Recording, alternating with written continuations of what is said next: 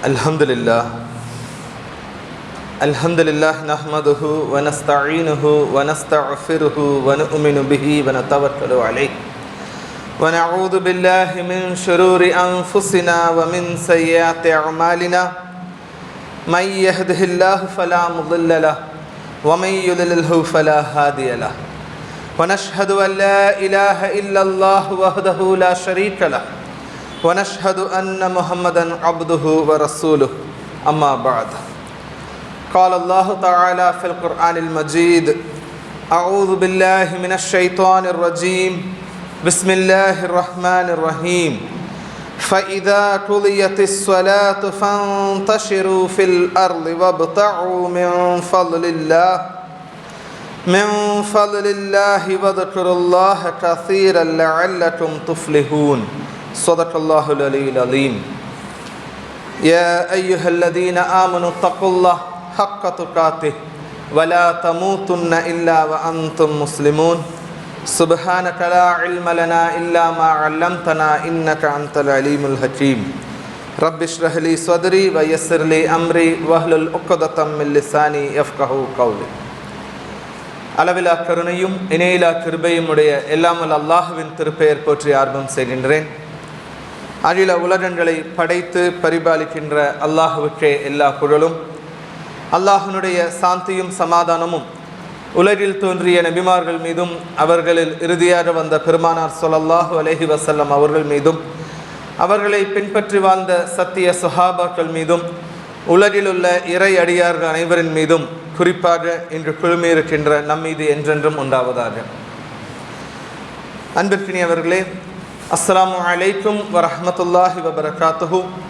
அல்லாஹ்வினுடைய அளப்பெரும் கிருபையினால் மீண்டும் ஒரு ஜுமா கிடைக்கப் பெற்றிருக்கின்றோம். அல்லாஹ்வுக்கே நன்றிகளும் புகழும். இந்த ஜுமா உரையின் மூலம் கூற வருகின்ற கருத்துக்களை தெளிவான முறையில் கூறிட எனக்கும் அதனை கேட்டு வாழ்வில் செயல்படுத்த உங்களுக்கும் எனக்கும் அல்லாஹு தாலா அருள் புரிவானாக. அன்பிற்கினியவர்களே, பொதுவாக இந்த மாட்டுப்பொங்கல் சந்தர்ப்பத்திலே சமயத்திலே நாம் பார்த்திருப்போம். அந்த ஒரு வருடத்திலே அத்தனை வேலையையும் வாங்கி அந்த மாடை படாத பாடுபடுத்தி அந்த மாட்டுப்பொங்கல் மட்டும் அன்று அந்த மாட்டை குளிப்பாட்டி கொம்புகளுக்கு வர்ணம் தீட்டி அதனை மிகவும் சந்தோஷமாக வைத்திருக்கின்றபடி இந்த மனிதர்கள் செய்வார்கள். ஆக வருடத்திலே ஒரு நாளுக்கு மட்டும் அந்த மாட்டுக்கு ஏதோ ஒரு விதத்திலே ஒரு சுதந்திரம் வழங்குவது போன்ற ஒரு சித்தாந்தத்தை நாம் பார்க்கின்றோம். அதுபோலத்தான் வருடந்தோறும் வந்து கொண்டிருக்கின்ற இந்த உழைப்பாளர் தினமும் கூட உழைப்பினுடைய அந்த தொழிலாளர் நலன் என்று பேசக்கூடிய அத்தனை பேரும் அந்த மே 1 மட்டும் உழைப்பாளர்களுக்காக, அவர்களுடைய ஊதியத்திற்காக, அவர்களுடைய பணி நேரத்திற்காக கூப்பாடு போடக்கூடிய அந்த நபர்கள் மற்ற நாட்களிலே அதை குறித்து பேசுவதில்லை.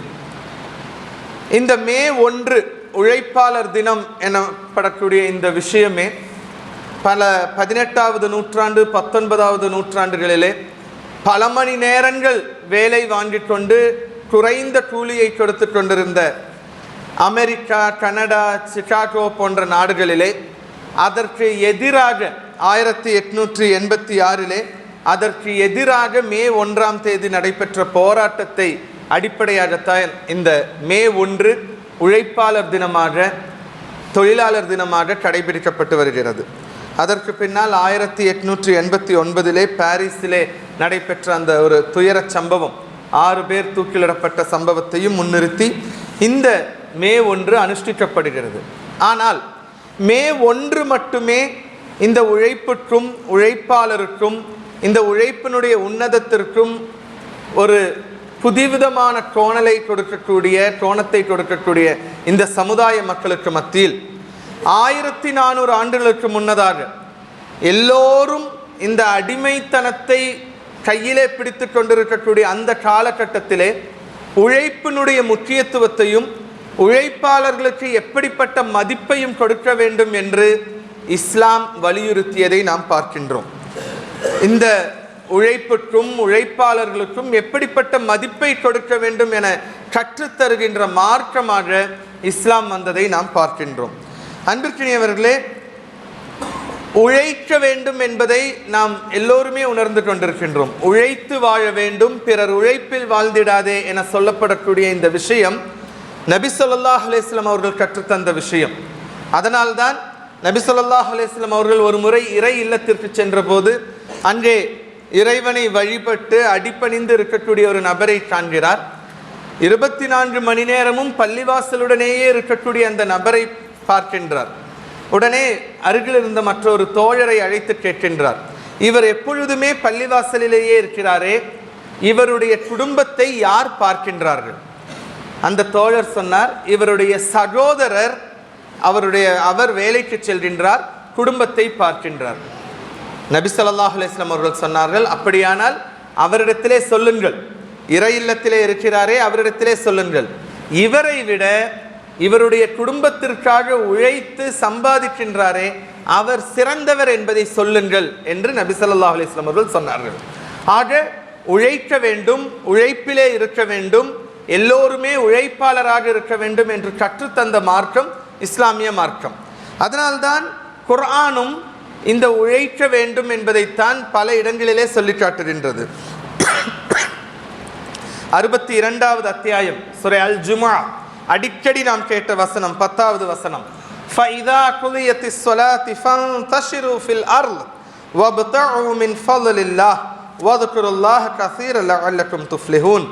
நீங்கள் இந்த தொழுகையை நிறைவேற்றப்பட்டு விட்டால், நீங்கள் இந்த தொழுகையை நிறைவேற்றினால் பின்னர் நீங்கள் பூமியிலே பறந்து செல்லுங்கள், நீங்கள் இந்த பூமியிலே செல்லுங்கள், பரவி செல்லுங்கள், அல்லாஹ்வுடைய அருளை தேடுங்கள். ஃபضலில்லாஹ், அல்லாஹ்வுடைய அருளை நீங்கள் தேடிக்கொள்ளுங்கள். அது மட்டுமல்ல, அல்லாஹ்வை அதிகமாக நினைவு கூர்ந்த வண்ணம் இருங்கள், உங்களுக்கு வெற்றி கிடைக்கக்கூடும். ஆக தொழுகை நிறைவேற்றப்பட்டு விட்டால் நீங்கள் அல்லாஹ்வுடைய அருளை தேடுவதற்காக, நீங்கள் சம்பாதிப்பதற்காக, உழைப்பதற்காக நீங்கள் வெளியே செல்லுங்கள், பரவி செல்லுங்கள். தமிழிலே ஒரு பழமொழி சொல்வார்கள், திரைக்கடலோடியும் திரவியம் தேடு. நீங்கள் எவ்வளவு தூரம் சென்றாலும் சரி, கடல் தாண்டினாலும் சரி, நீங்கள் உங்களுடைய சம்பாத்தியத்தை பெற்றுக்கொள்ளுங்கள் என்று சொல்லப்படுவதுண்டு. ஆனால் குர்ஆன் அதனை அழகாக எடுத்து சொல்லுகின்றது. 16வது அத்தியாயத்தினுடைய 14வது வசனத்திலே சொல்லிக் கொள்ளும்போது, கப்பல் கடலை பிளந்து கொண்டு செல்வதையும் நீர் காண்கின்றீர்கள், மேலும் உங்கள் இறைவனின் அருளை நீங்கள் தேடுவதற்காகவும் அவனுக்கு நன்றி செலுத்தக்கூடியவர்களாய் நீங்கள் திகழ்வதற்காகவுமே இவையெல்லாம் இருக்கின்றன. நீங்கள் அல்லாஹ்வுடைய ஃபல்லை தேடிக்கொண்டு நீங்கள் பரவி செல்லுங்கள், கப்பலிலே செல்லுங்கள். கப்பலிலே செல்லுங்கள் என்று சொன்னால் நீங்கள் தண்ணீரை பிளந்து கொண்டு வேறு இடத்திற்கு சென்று வியாபாரம் செய்து கொண்டு நீங்கள் அப்படியெல்லாம் செய்யுங்கள், அல்லாஹ்வுடைய ஃபல்லை பெற்றுக்கொள்வதற்காக. 17வது அத்தியாயத்தினுடைய 66வது வசனம் இவ்வாறு சொல்கிறது, உங்கள் இறைவன் யாரெனில் ரப்புக்குமுல்லதி யுஸ்ஜி லக்குமுல் ஃபுல்க ஃபில் பஹர், அவன்தான் உங்களுக்காக கடலில் கப்பலை செலுத்துகின்றான். நீங்கள் அவனது அருளை தேடுவதற்காக. அன்பிற்கினியவர்களே, ஆக எப்படியாவது நீங்கள் உழைக்க வேண்டும், உழைத்து சம்பாதிக்க வேண்டும். எதற்காக தெரியுமா? அல்லாஹ் தஆலா பல இடங்களிலே அக்மிஸ்ஸலா வஆத்துஸ் ஸகாத், நீங்கள் தொழுங்கள், ஜகாத்தை நிலைநாட்டுங்கள் என்று சொல்வதுண்டு. அந்த ஜகாத்தை கொடுப்பவர்களாக நீங்கள் ஆக வேண்டும் என்று சொன்னாலும், நீங்கள் பிறருக்கு சதகா, நீங்கள் இறைவழியிலே நீங்கள் செலவு செய்ய வேண்டும் என்று சொன்னாலும் உங்களிடத்திலே பொருள் இருக்க வேண்டும். அந்த பொருளை நீங்கள் சம்பாதிப்பதற்காக நீங்கள் முனைப்புடன் செயல்பட வேண்டும் என்பதைத்தான் இந்த வசனங்கள் நமக்கு சொல்லி காட்டுகிறது என்பதை நாம் புரிந்து கொள்ளலாம். நபி ஸல்லல்லாஹு அலைஹி வஸல்லம் அவர்கள் சொன்னார்கள், எல்லா இறை தூதர்களும் உழைத்து கொண்டுதான் இருந்தார்கள், எல்லோருமே உழைத்து கொண்டுதான் இருந்தார்கள். ஒவ்வொரு நபியை சொன்னார்கள், அவர்கள் ஆடு மேய்த்து கொண்டிருந்தார்கள். நபி ஸல்லல்லாஹு அலைஹி வஸல்லம் அவர்களை பற்றி நமக்கு தெரியும். நபி ஸல்லல்லாஹு அலைஹி வஸல்லம் அவர்கள் வியாபாரம் செய்பவர்களாக இருந்தார்கள். ஷாம் தேசத்திற்கும் பல தேசங்களுக்கும் சென்று வியாபாரம் செய்பவராக இருந்தார் என்பதையும் நாம் பார்க்கலாம். ஆடு மேய்த்தவராக இருந்தார் என்பதை நாம் பார்க்கலாம். ஆக அன்பிற்கினியவர்களே, எல்லா இறை தூதர்களும் உழைப்பவர்களாக, உழைத்து உண்பவர்களாகவே இருந்தார்கள் என்பதை நாம் பார்க்கின்றோம். 34வது அத்தியாயத்தினுடைய 10வது வசனம் இதன் தாவூத் அலைஹிஸ்ஸலாம் அவர்களை பற்றி சொல்லி காட்டுகின்றது. 10வது 11வது வசனங்களில் சொல்லும் பொழுது, தாவூத் அலைஹிஸ்ஸலாம் அவர்களுக்கு ஒரு ஆற்றலை நாம் கொடுத்திருந்தோம். ஒரு ஆற்றல், என்ன ஆற்றல்? இரும்பினை உருக்கி அதன் மூலமாக கவசங்களை செய்யக்கூடிய ஆற்றலை தாவூத் அலைஹிஸ்ஸலாம் அவர்களுக்கு கொடுக்கப்பட்டிருந்தது. தாவூத் அலைஹிஸ்ஸலாம் அவர்களை பற்றி சொல்லும்போது, நாம் அவருக்காக இரும்பை மென்மையாக்கி கொடுத்தோம், போர்க்கவசங்கள் செய்வீராக, அவற்றின் வளையங்களை சரியான அளவில் அமைப்பீராக என்ற கட்டளையுடன் தாவூத் அலைஹிஸ்ஸலாம் அவர்களுக்கு இரும்பை நாம் வசப்படுத்தி கொண்டிருந்தோம், மென்மையாக்கி கொடுத்திருந்தோம். ஆக அவர் ஒரு கொள்ளராக, பட்டறையிலே வேலை செய்யக்கூடிய ஒரு நபராக இருந்தார் என்பதை இந்த வசனம் நமக்கு எடுத்து சொல்லுகின்றது. ஆக எல்லா இடங்களிலும் எல்லா நபிமார்களும் உழைத்து உண்பவர்களாகவே இருந்தார்கள் என்பதை நாம் பார்க்கின்றோம். புகாரியிலும் இந்த ஹதீஸ் பதிவு செய்யப்பட்டிருக்கிறது. அன்பிற்கினியவர்களே, ஆனால் இந்த உழைப்பினுடைய இந்த முக்கியத்துவத்தை நபி ஸல்லல்லாஹு அலைஹி வஸல்லம் அவர்கள் அழகாக சொல்லி காட்டுகின்றார்கள். நீங்கள் உழைக்க வேண்டும். அதனால்தான் சொன்னார்கள், யார் தன்னுடைய கரங்களால் உழைத்து உண்கிறாரோ அதுதான் உணவுகளிலே சிறந்த உணவு. உணவுகளிலே சிறந்த உணவு என்பது தன்னுடைய கையால் உழைத்து உண்ணக்கூடிய உணவு தான் சிறந்த உணவு. மற்றவரை சார்ந்து வாழ்தல் என்பது அல்ல. நான் சம்பாதிக்கிறேன், என்னுடைய குடும்பத்திற்கு கொடுக்கிறேன், அதன் மூலமாக நான் சாப்பிடுகிறேன் என்கின்ற நிலையில் இருக்க வேண்டும். அதைத்தான் இன்று நபி ஸல்லல்லாஹு அலைஹி வஸல்லம் அவர்கள் சொல்லி காட்டுகின்றார்கள். உங்களில் ஒருவன் ஒரு கயிற்றை எடுத்துக்கொண்டு தன்னுடைய முதுகில் விறகு கட்டையை சுமந்து விற்று வாழ்வது மக்களிடம் யாசகம் கேட்பதை விட சிறந்ததாகும். இஸ்லாம் யாசகம் கேட்பதை, பிச்சை கேட்பதை விரும்பவில்லை, வெறுக்கிறது. அதற்கு மாற்று என்ன? நீங்கள் வியாபாரம் செய்யுங்கள், நீங்கள் உழைத்து உண்ணுங்கள். அதனால்தான் நபி ஸல்லல்லாஹு அலைஹி வஸல்லம் அவர்கள் ஒரு உதாரணத்துடன் சொல்லி காட்டுகின்றார்கள். உங்களில் ஒருவன் ஒரு கயிற்றை எடுத்துக்கொண்டு தன்னுடைய முதுகில் விறகு கட்டையை சுமந்து விற்று வாழ்வது மக்களிடம் யாசகம் கேட்பதை விட சிறந்ததாக இருக்கும் என்று நபி ஸல்லல்லாஹு அலைஹி வஸல்லம் அவர்கள் சொன்னதை அபூ ஹுரைரா ரலியல்லாஹு அன்ஹு அவர்கள் அறிவிக்கின்றார்கள். ஆக அத்தனை பெரும் நபித்தோழர்கள் ஒவ்வொருவருமே உழைத்து வாழ்பவர்களாக இருந்தார்கள். அதற்கு பின்னால் ஆட்சி பொறுப்பு வரும் பொழுதும் கூட, மக்களை நிர்வகிக்க வேண்டும் என்று சொல்லும் பொழுதும் கூட, அந்த பைத்துல் மாலிலிருந்து அவருக்கு நிர்ணயம் செய்யப்பட்டதே தவிர அவர்கள் இதிலிருந்து எடுக்க வேண்டும் என நினைக்கவில்லை. அபூபக்கர் சித்தீக் ரலியல்லாஹு அன்ஹு, உமர் ரலியல்லாஹு அன்ஹு அவர்கள் ஒவ்வொருவரும் உழைத்து வாழ்பவர்களாகவே இருந்தார்கள் என்பதை நாம் பார்க்கலாம். அன்பிற்கினியவர்களே, மிக்தாப் ரலியல்லாஹு அன்ஹு அவர்கள் சொன்ன ஹதீஸைத்தான் உங்களுக்கு கோடிட்டு காட்டினேன். புகாரியிலே பதிவு செய்யப்பட்ட ஹதீஸ். உங்கள் கைகளில் உழைத்து உண்ணும் உணவை விட சிறந்த வேறு உணவு இல்லை. அதனால்தான் பழுக்க காய்ச்சி கைகள் மரத்து போய் மிகவும் ரொம்பவும் கடினமாக இருக்கக்கூடிய கையை, உழைக்கின்ற கையை நபி ஸல்லல்லாஹு அலைஹி வஸல்லம் அவர்கள் முத்தமிட்டார்கள். ஏனென்று சொன்னால் உழைக்க வேண்டும் என்பதை அன்றே எடுத்து சொல்லுகின்ற விதத்திலே. அன்பிற்கினியவர்களே, இந்த சந்தர்ப்பத்திலே நாம் ஒன்றை புரிந்து கொள்ள வேண்டும். நம்மிலே ஒரு சிலருக்கு நினைப்பு உண்டு, அல்லாஹு தாலா ரிஸ்கை வழங்குகின்றான், அல்லாஹு தாலா எனக்குண்டான வாழ்வாதாரத்தை வழங்குவான், அது எப்படி இருந்தாலும் வழங்குவான். உண்மைதான், அல்லாஹு தாலா அர் ரஸாக், வாழ்வாதாரத்தை வழங்குபவன், உணவளிப்பவன். ஆனால் அதற்குண்டான உழைப்பை நாம் கொடுக்க வேண்டியிருக்கிறது. ஏதோ அல்லாஹு தாலா உணவு கொடுப்பான் என்பதற்காக, வானத்திலிருந்து உணவு தட்டை நமக்காக கொண்டு வந்து தருவான் என்பதல்ல, அதற்கான முயற்சியை எடுக்க வேண்டியிருக்கிறது. வரலாற்றிலே சொல்லப்படுகின்ற ஒரு சிறிய சம்பவத்தை இங்கே நினைவுக்கு ஆசைப்படுகின்றேன். ஒரு மனிதர் பயணம் செய்து கொண்டிருக்கிறார். பயணம் செய்கின்ற நேரத்திலே அவர் பார்க்கின்றார், ஒரு வயதான காகம் ஒன்று, வயதான காகம், அதனால் பறக்க முடியாது, மிகவும் கஷ்டப்பட்டு கொண்டிருக்கின்ற அந்த காகம் அங்கே படுத்து கிடக்கிறது. உடனே இந்த மனிதர் நினைக்கிறார், இவ்வளவு ஆள் இல்லாத ஒரு இடத்திலே வயதான ஒரு காகம் இங்கே படுத்து கொண்டிருக்கிறது, இந்த காகத்திற்கு உணவளிப்பவன் யார்? இந்த காகத்திற்கு அல்லாஹ் உணவளிப்பானா? யாருமே வந்து உணவு தர முடியாத இந்த இடத்திலே எப்படி இந்த காகத்திற்கு உணவு கொடுக்க முடியும் என்று அவன் யோசித்து பார்க்கிறான். யோசிக்கும் பொழுது சற்று நேரத்திலேயே ஏதோ ஒரு இடத்திலிருந்து ஒரு காகம் பறந்து வந்தது. அதனுடைய வாயில் வைத்திருந்த உணவை அந்த வயதான காக்கா, பறக்க முடியாத அந்த காக்காவிற்கு ஊட்டி சென்று அது பறந்து விட்டது. உண்மையிலே இதை பார்த்த அந்த மனிதனுக்கு ஆச்சரியம்.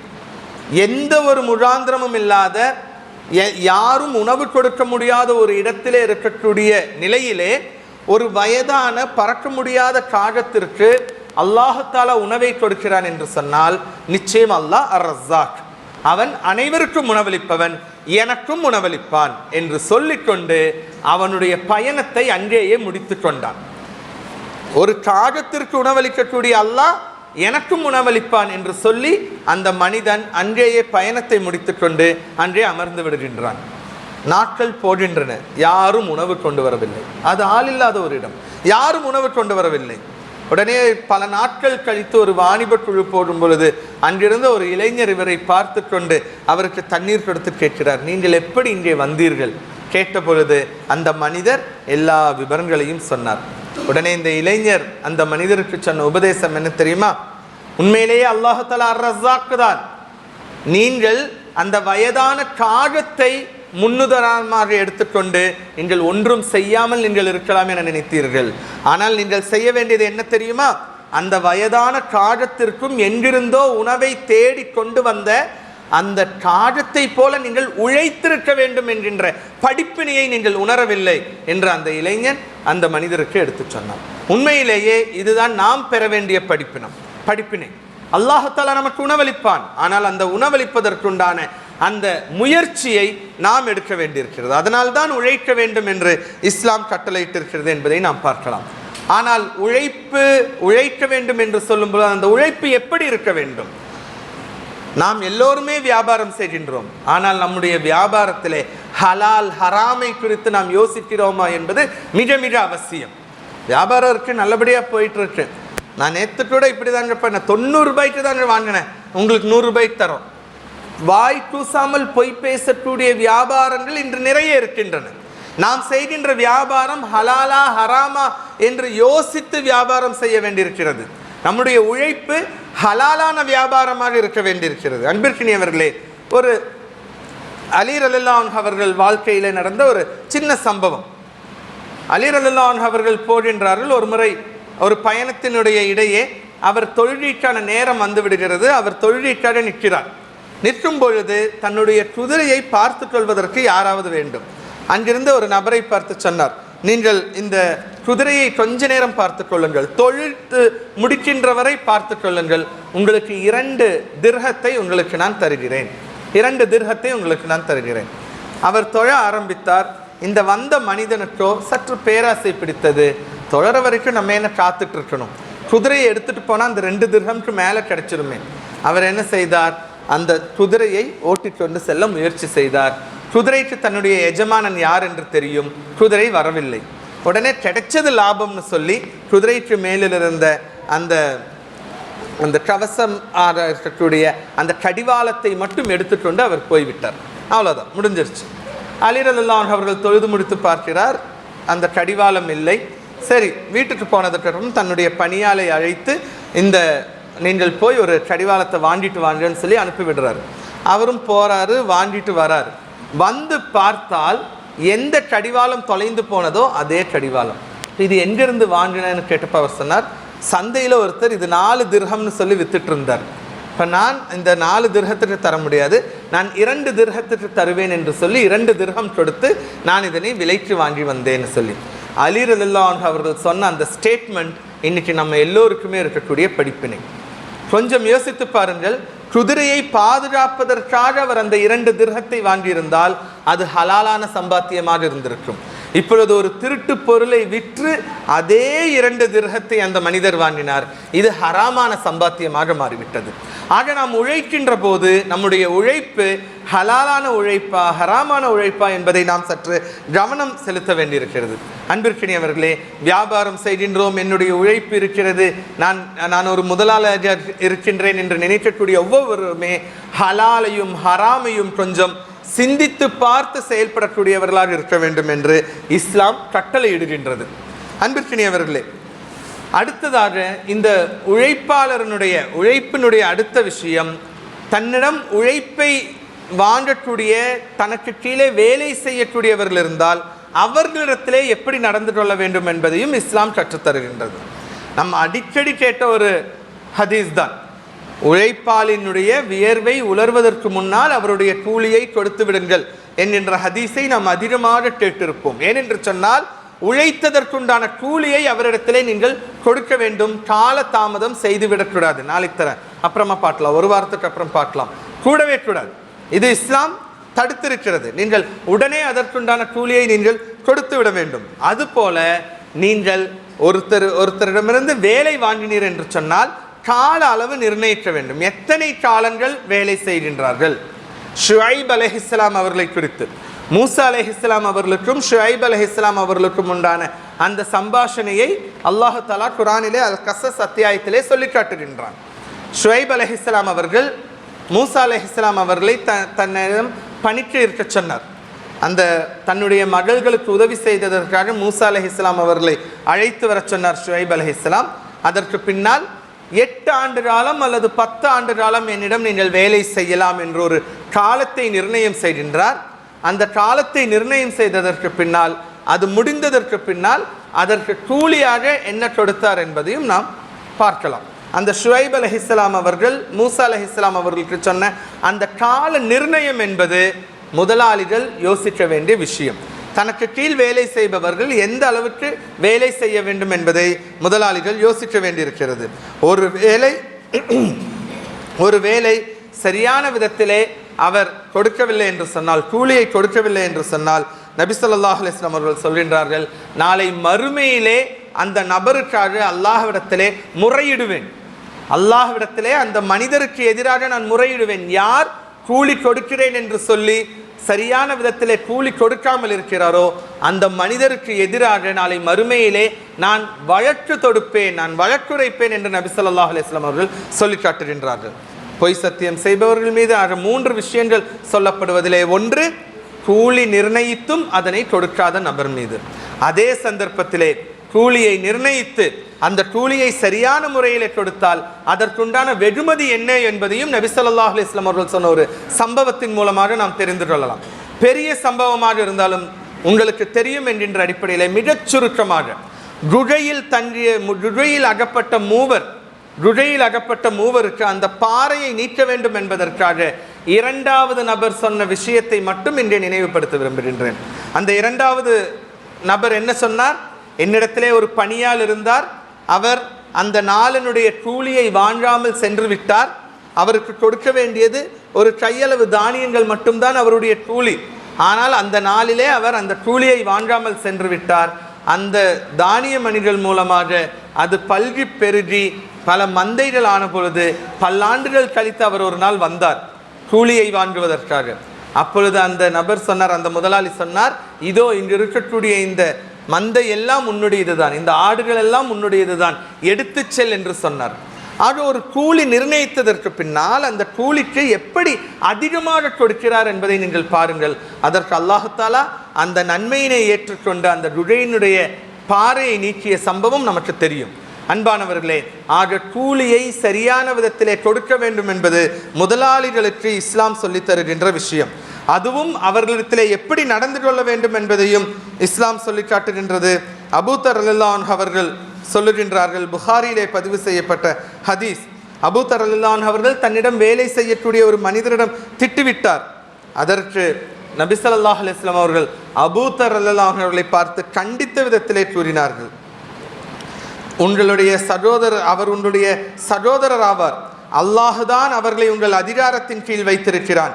எனவே ஒருவரின் சகோதரர் அவரின் அதிகாரத்தின் கீழ் இருந்தால் அவர் தாம் உண்பதிலிருந்து அவருக்கு புசிக்க கொடுக்கட்டும். தான் எதை சாப்பிடுகிறாரோ அதனை தன்னுடைய அடிமை தன்னுடைய வேலையாளருக்கும் சாப்பிட கொடுக்கட்டும். தாம் உடுத்துவதிலிருந்து அவருக்கும் உடுத்த கொடுக்கட்டும்.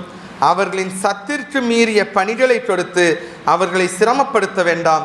அவ்வாறு அவர்களை நீங்கள் சிரமமான பணியில் ஈடுபடுத்தினால் நீங்கள் அவர்களுக்கு உதவியாயிருங்கள். கஷ்டமான வேலை கொடுத்தா நீங்களும் சேர்ந்து வேலை செய்யுங்க. தனியாக அவர் நமக்கு கீழே இருக்கக்கூடியவர் தானே, நமக்கு கிடைத்த வேலையால் தானே நீங்கள் நினைக்காதீங்கன்னு சொன்னது புகாரியிலே பதிவு செய்யப்பட்டிருக்கின்ற ஹதீஸ். ஆக யார் நமக்கு கீழே பணி செய்கின்றாரோ அவரிடத்திலே நல்ல முறையில் நடந்து கொள்ள வேண்டும் என்பதை இஸ்லாம் சொல்லி காட்டுகின்றது. அன்பிற்கினியவர்களே, ஒரு முறை நபி ஸல்லல்லாஹு அலைஹி வஸல்லம் அவர்களிடத்திலே ஒருவர் வந்து கேட்டார், நான் என்னுடைய பணியாளிடம் நான் கோபமாக இருந்து விட்டேன், நான் தவறு செய்து விட்டேன், நான் அவரிடத்தில் எத்தனை முறை மன்னிப்பு கேட்க வேண்டும்? நபி ஸல்லல்லாஹு அலைஹி வஸல்லம் அவர்கள் பதில் சொல்லவில்லை. 2வது முறையும் கேட்டார். நபி ஸல்லல்லாஹு அலைஹி வஸல்லம் அவர்கள் மௌனமாக இருந்தார். 3வது முறையும் கேட்டபொழுது நபி ஸல்லல்லாஹு அலைஹி வஸல்லம் அவர்கள் சொன்னார்கள், நீங்கள் 70 முறை நீங்கள் மன்னிப்பு கேளுங்கள். ஆக இதனுடைய வீரியத்தை புரிந்து கொள்ள வேண்டும் என்பதுதான் இந்த ஹதீஸ் நமக்கு சொல்லுகின்ற படிப்பினை.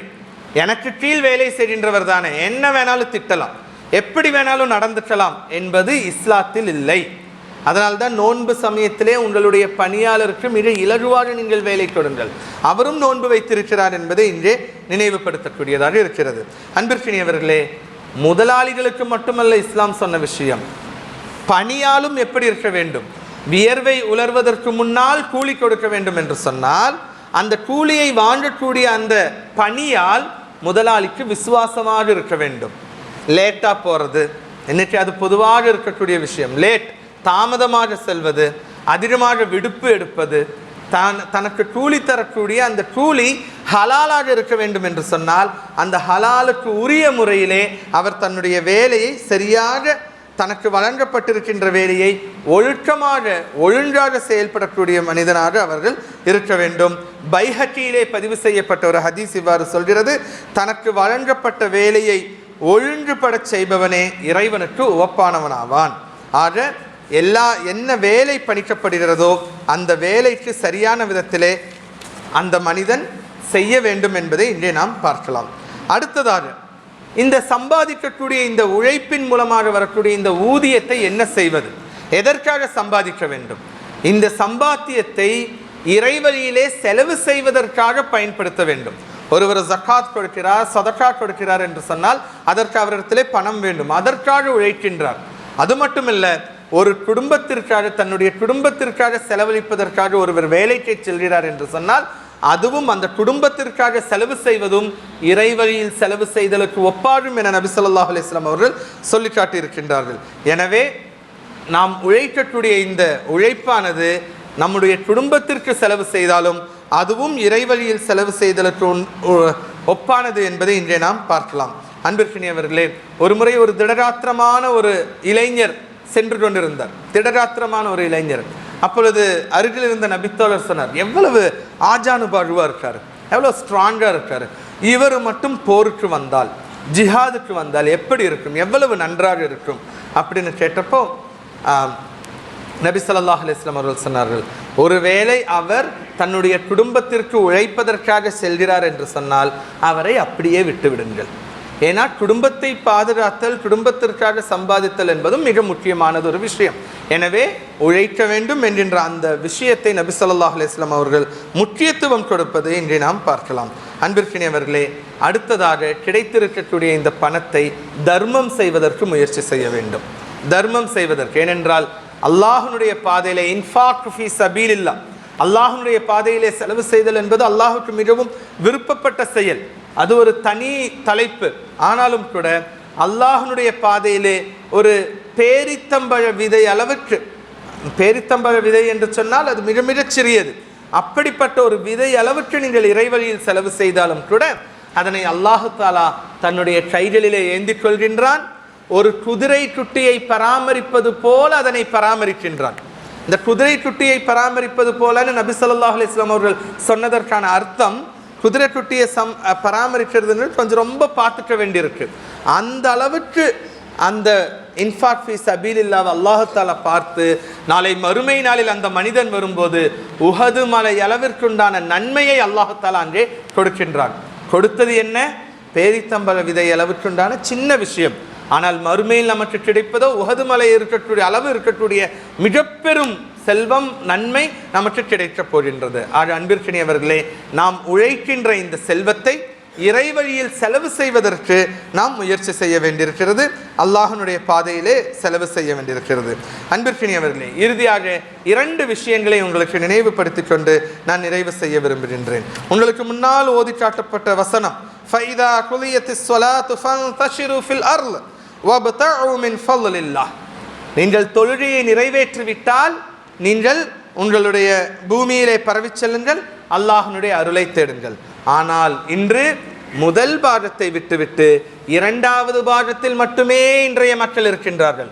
உழைக்க வேண்டும், அல்லாஹ்வுடைய அருளை பெற வேண்டும், அல்லாஹ்வுடைய அருளை பெற வேண்டும். அல்லாஹ் இஸ்லாம் உழைப்பதற்கு சொல்லி இருக்கிறது. ஆனால் முதல் பாகம் என்ன?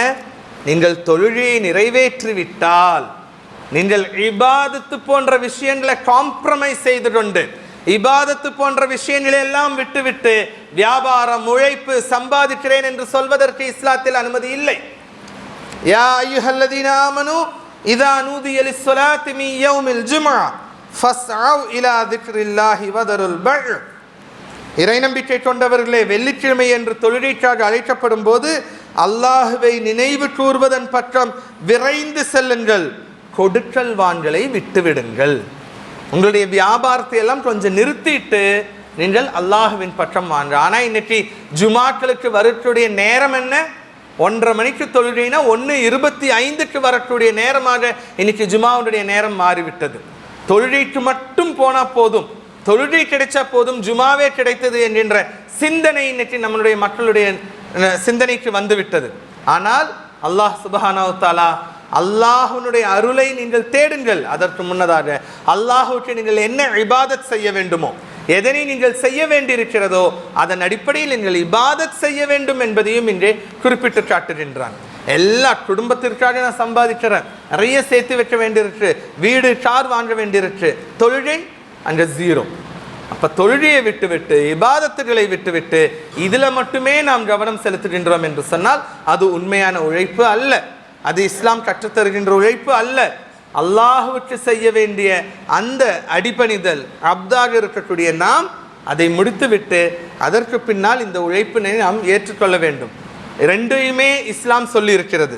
நீங்கள் இறைவழியிலே நீங்கள் இருக்க வேண்டும், இபாதத்து செய்ய வேண்டும், நீங்கள் உழைக்கவும் வேண்டும். இரண்டையும் சொல்லி காட்டுகிறது இஸ்லாம். ஆனால் இன்னைக்கு நம்முடைய சமுதாயம் ஒரு பாகத்தை மட்டும் எடுத்துக்கொண்டு உழைக்க வேண்டும், உழைக்க வேண்டும், உழைக்க வேண்டும், குடும்பத்திற்காக உழைக்க வேண்டும், மனைவி மக்களுக்காக உழைக்க வேண்டும் என்ற நிலையிலே இருக்கிறார்கள். அது அன்பிற்கினியவர்களே, அது தவறான விஷயம் என்பதை நாம் நினைவில் கொள்ள வேண்டும். இறுதியாக இந்த வியாபாரங்களிலே மிகச்சிறந்த ஒரு வியாபாரம் இருக்கிறது.